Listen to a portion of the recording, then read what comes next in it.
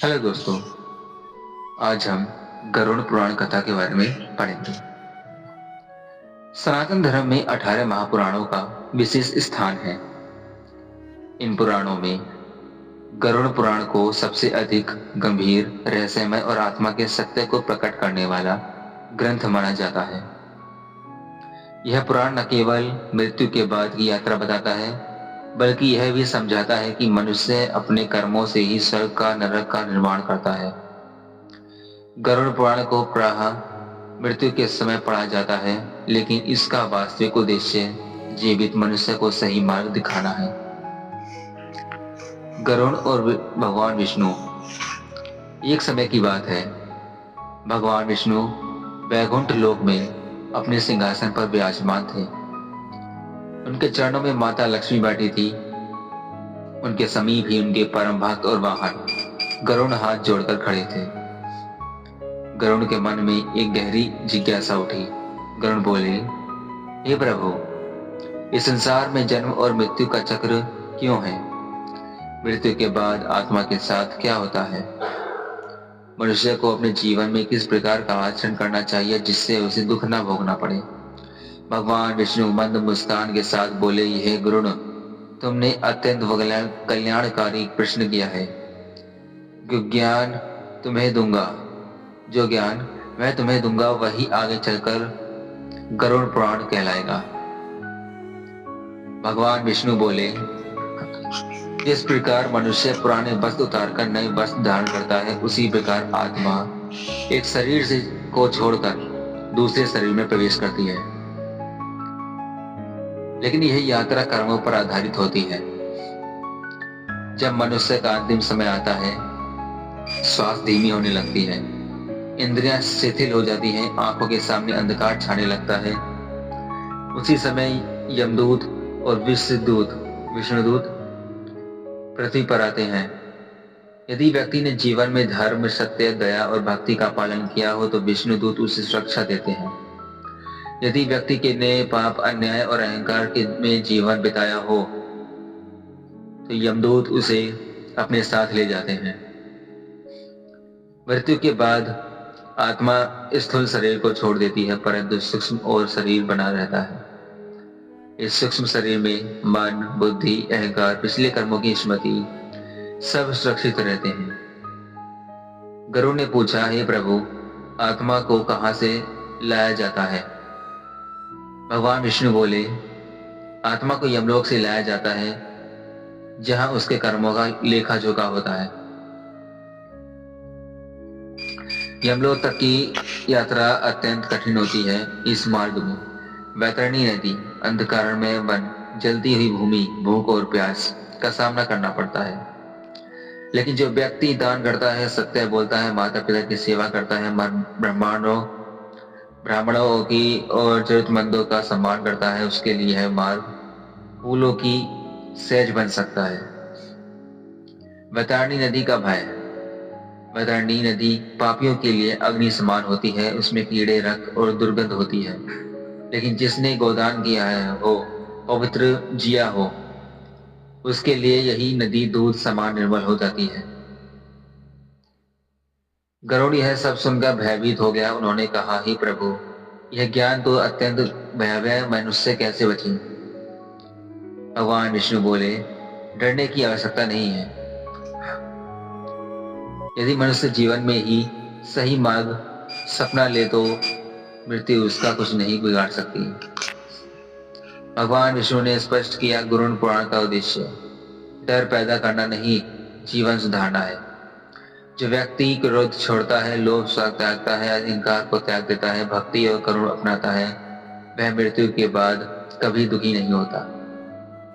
मृत्यु अंत नहीं है, आत्मा अमर है। कर्म ही भाग्य बनाते हैं। गरुड़ पुराण जीवन जीने की कला सिखाता है।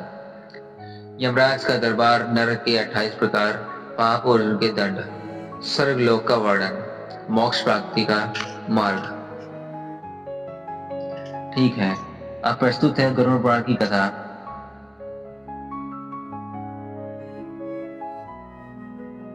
भगवान विष्णु ने गरुड़ से कहा, हे गरुड़, जब मनुष्य अपने स्थूल शरीर को छोड़ देता है तब उसकी आत्मा को उसके कर्मों के अनुसार यमलोक की ओर ले जाया जाता है। यह यात्रा किस रथ के कर्मों के अनुसार यमलोक ले जाया जाता है? यदि किसी रथ या विमान से नहीं बल्कि सूक्ष्म पीड़ा और स्मृतियों के साथ होती है। जो जीव जीवन है, झूठ बोलता है, दूसरों को धोखा देता है, स्त्रियों का अपमान करता है, माता पिता की अवहेलना करता है, उसके लिए यह मार्ग अत्यंत कष्टदायक होता है। हे प्रभु, यमदूत कैसे होते हैं? भगवान विष्णु बोले, यमदूत अत्यंत भयानक दिखाई देते हैं। उनके नेत्र अग्नि समान लाल होते हैं। उनके नेत्र अग्नि समान लाल होते हैं। उनका शरीर काला, विकराल और हाथों में दंड और फंदा लिए हुए होते हैं।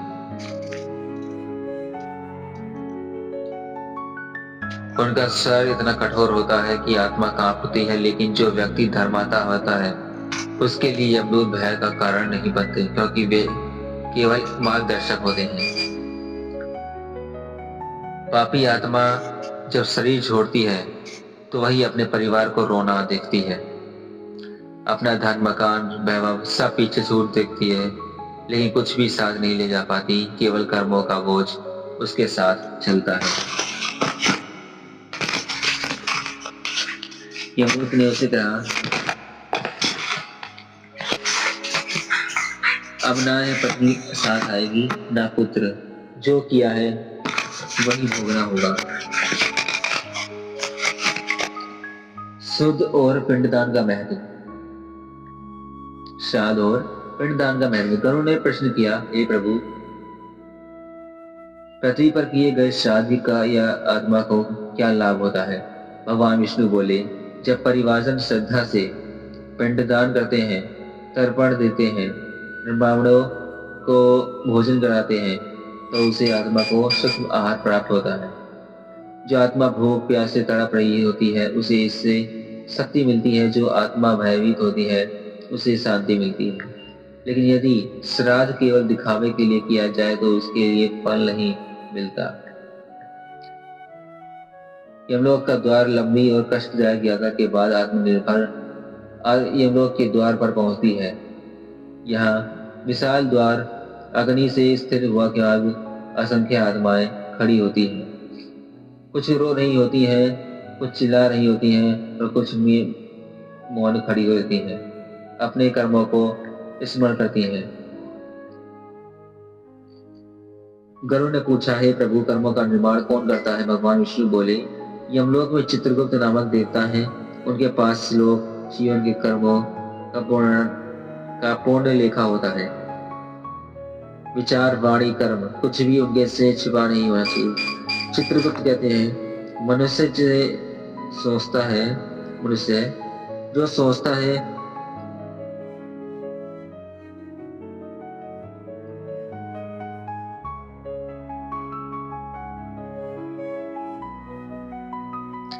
मनुष्य जो भी सोचता है वह भी कर्म है। अब आत्मा को यमराज के दरबार में प्रस्तुत किया जाता है। यमराज धर्म के प्रतीक हैं। वे ना तो क्रोध के और न तो वैशाख वे बन के क्रोध करते हुए पक्षाघात। तुम्हें जो दंड मिलेगा वह तुम्हारे अपने कर्मों का प्रमिशन है, का परिणाम है। यमराज आदेश देते हैं, जिसने झूठ बोला उसे अंधकार में लोक, जिसने स्त्री को पीड़ा दी उसे घोर यातना, जिसने भूखे को भोजन नहीं दिया उसे भूख का पीड़ा, जिसने माता पिता को दुखी किया उसने मार दिया। गरुड़ की कांप उठी। उन्होंने कहा, हे प्रभु, बोला, हे प्रभु, क्या कोई उपाय नहीं है? भगवान विष्णु ने कहा, और वही सबसे बड़ा सरल है। यदि मनुष्य हरि नाम का स्मरण करता है, अहंकार त्याग देता है, दूसरों को क्षमा करता है, दया और करुणापमान करता है, तो उसके लिए सबसे बड़े पाप भी भस्म हो सकता है। जब कोई जीव सच्चे हृदय से भगवान का स्मरण करता है, अंतिम समय में नारायण का नाम लेता है, तो यमदूत पीछे हट जाते हैं और विष्णुदूत उसे अपने साथ वैकुंठ की ओर ले जाते हैं।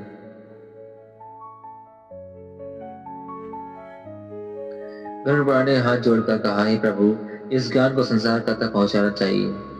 भगवान कृष्ण बोले, यही गरुड़ पुराण है। जो इसे सुनकर भी नहीं सुनता, वही अद्वैत को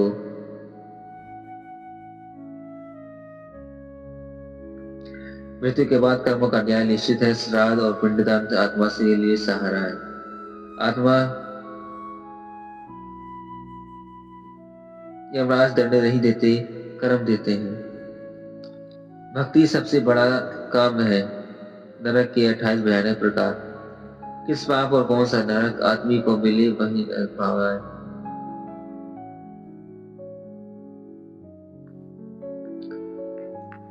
गरुड़ ने जब यमलोक का न्याय सुना तो उनका हृदय कांप उठा।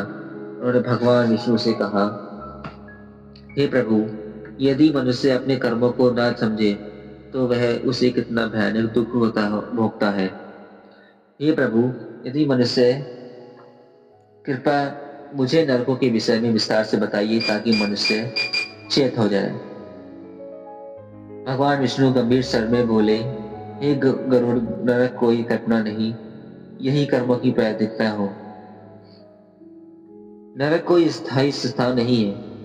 वह यह अवस्था है जहां आत्मा अपने पापों का अनुभव करती है, अपने किए पर पछतावा और शुद्ध होकर आगे की ओर तैयारी करती है। धन्यवाद।